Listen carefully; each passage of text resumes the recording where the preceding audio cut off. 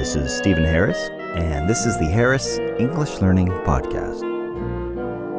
Full disclosure, I am not a wizard. I have no tricks to make your language learning easy. However, if you are mastering English and you really want to engage life while doing it, well then, join me, and let's experience the adventure together.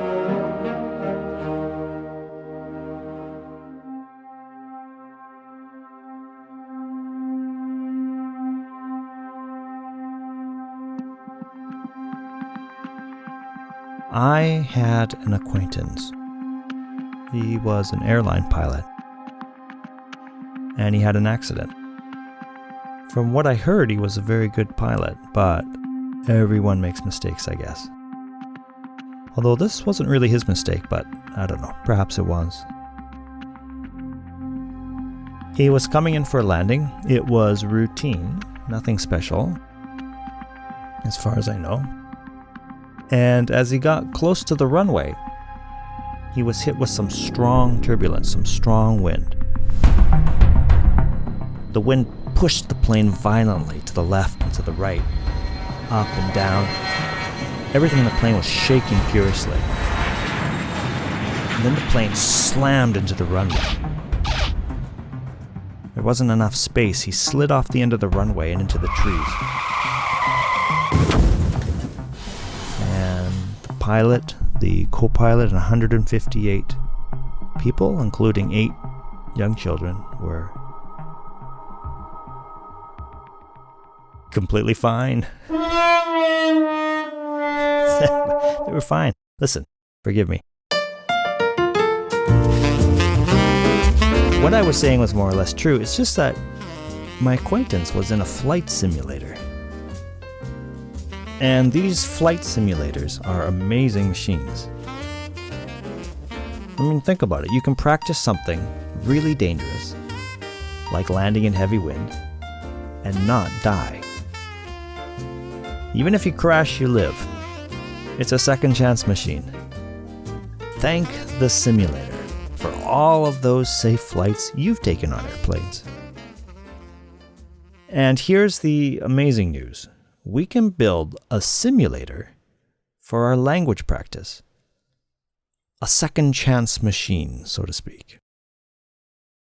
A place where we can attempt the impossible and crash safely without damaging revenue or reputation.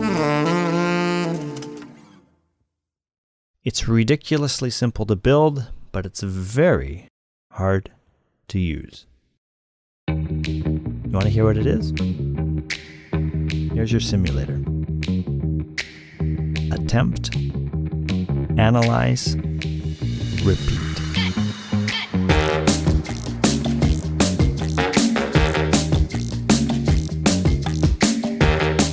Number 1, attempt. Number 2, analyze. Number 3, repeat.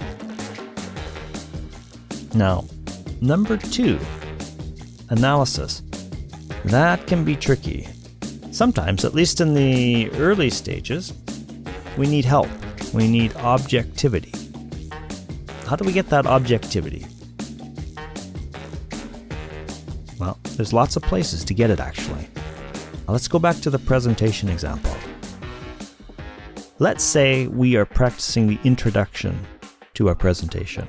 Okay, so you attempt, you analyze for strengths and weaknesses, then you try again. You maintain the strengths and improve the weaknesses. That's the iterative process. It's good, but it's very subjective, right? It's just you doing it. Now, objectivity or advice is important. A mirror is objective, right? So you could, here's a very simple example, but you could watch yourself in a full-size mirror. It's revealing. A smartphone video camera is objective. That's better than a mirror. Now, these are good starts, but it's still you looking at you. We can inject more objectivity in the process. We could practice in front of a friend or coworker. let them evaluate our strengths and weaknesses. And there's even more. You can inject an expert into the process, someone who has successfully trained multiple persons at this very skill and can guide you with explanations on how to succeed in the key areas. Now, this person is gold. No, this person is platinum. And unfortunately, platinum is expensive, but it's extremely efficient.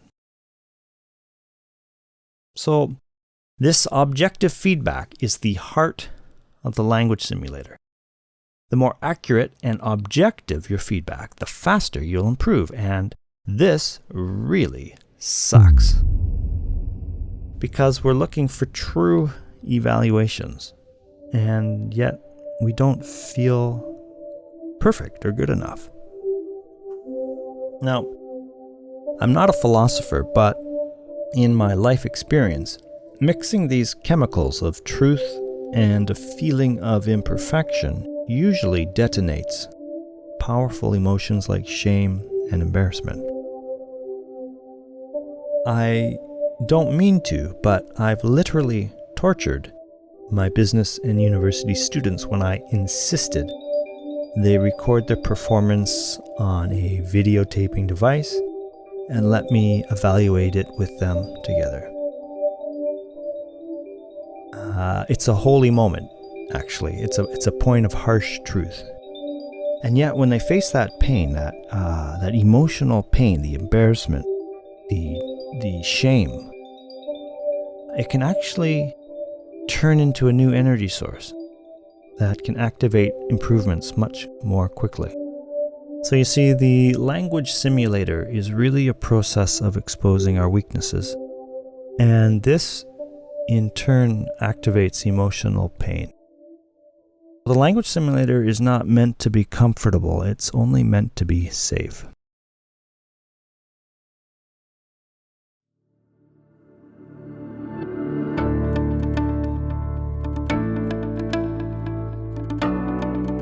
Can we take all this information and put it into an example? Perhaps this might bring some clarity to all this talking. I'll use myself.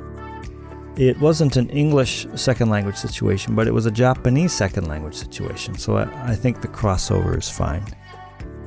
Now, I work with a Japanese company part-time, and one day my boss came to me and he said, "Steve, could you give a talk to some clients next month?"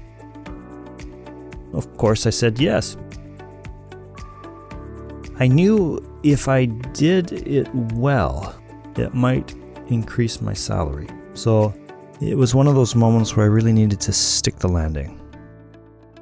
So the first thing I needed to do was to write something that was accurate. So accurate grammar, phrases, register, nothing silly or weird.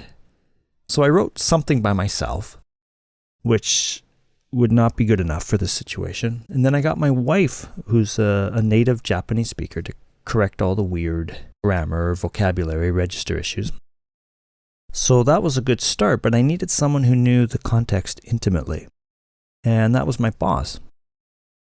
So I showed him what I had written, and then he tweaked a lot of the words and phrases to fit that context, to create the emotional impact that we were looking for. So that process was finished. I felt I had something that was accurate. And now I had to develop my performance. It was time to get into the flight simulator and just start crashing.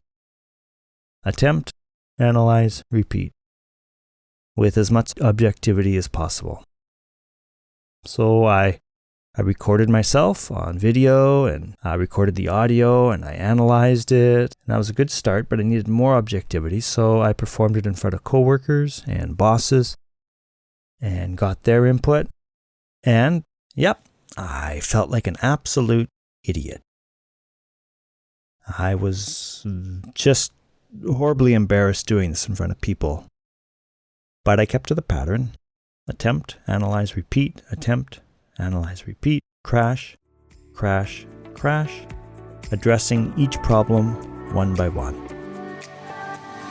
And finally, the day came, and I was nervous. And I ended up passing out in front of the clients. No, just kidding. In all honesty, it wasn't bad. I could have done better. Did you spot the weakness in my language simulator? I could have brought in even more objectivity by hiring somebody who was a professional in this area and who could have coached me on my performance. That would have rocketed my performance. But as it was, the talk was good enough. I stuck the landing good enough.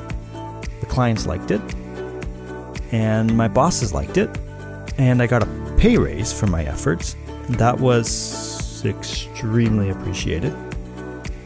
And more importantly, I think my bosses began to trust me more because they saw my commitment to the vision of the company, and that meant a lot to me. Black balloon, don't be sad. One day you'll learn to fly through the wind, through the storm. All right. One day you'll Now, fly along. Oh. am I freaking you out? Do you get nervous with just a little bit of pressure, or just the wrong type of pressure, and your confidence implodes? Well, I face these demons too. And now here I am, bad Harris English, piling on the pressure, burying you under a mountain of fear. Maybe what you're really hearing is, don't screw it up or you'll lose your job, or something like that. And for those stressed and sweaty people, I'd say, of course you're going to fail. What do you expect? That's how you become good. That's how the simulator works. It takes a strong soul to live in this world. It takes a strong soul to go deeper. It takes a strong. If the pilot's good, why does he need a simulator? It's because the pilot's not good. He needs a simulator. And that's the same with us. It's because we haven't reached the level that we have to practice. And that means facing emotional pain. There's something even more important, though, than achieving this excellence. And that's courage. The courage to try. The courage to try, even though you know you need to improve. Do you watch the Game of Thrones? I don't, but my wife does. And there was one scene I came across purely by chance. I just happened to, in fact, I came across it on YouTube. It was a prince talking about his father, the king. And the king had told his son how afraid he was about doing his job. "Why are you afraid?" his son asked. "I have so many people to protect. I have so many responsibilities." And the prince continued. He says, "Well, how can a man be brave if he's afraid?" And the king replied, "That is the only time he can be. So I say, be afraid. Make the mistakes. It's okay." As Ray Dalio also said, mistakes are acceptable. What is not acceptable is not learning from the mistakes. So fail away, step into the fear, lean into the fear, and analyze and fail better the next time. And if you follow this process religiously, I think you'll be able to do almost anything you want.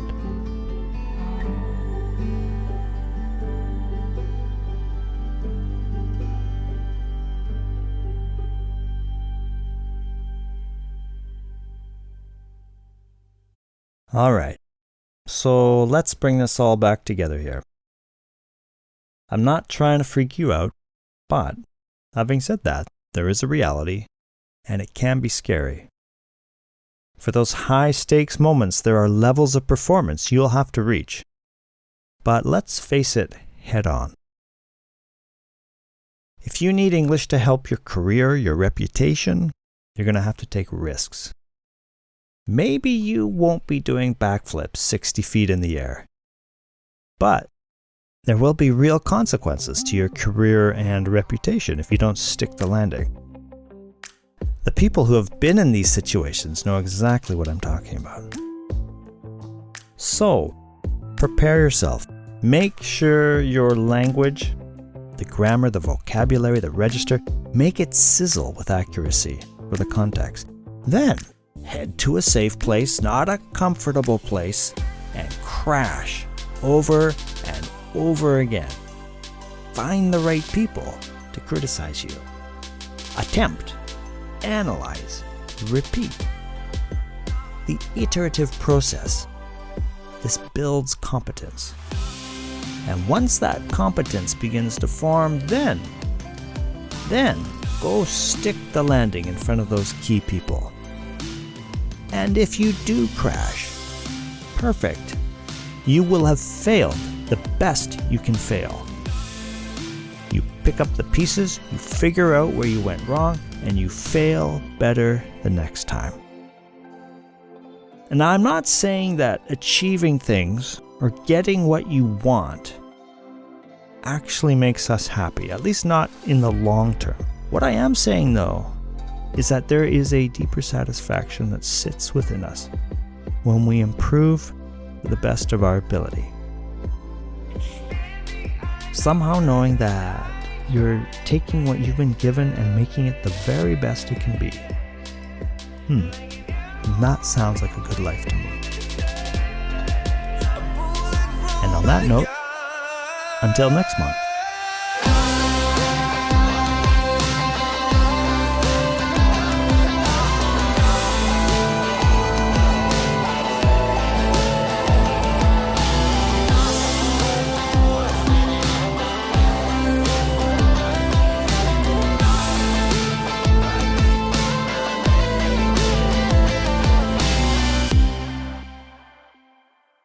And if you would like a transcript of this podcast, head to harris-english.com, head into the podcast section, sign up, and through the magic of email, I'll send you one.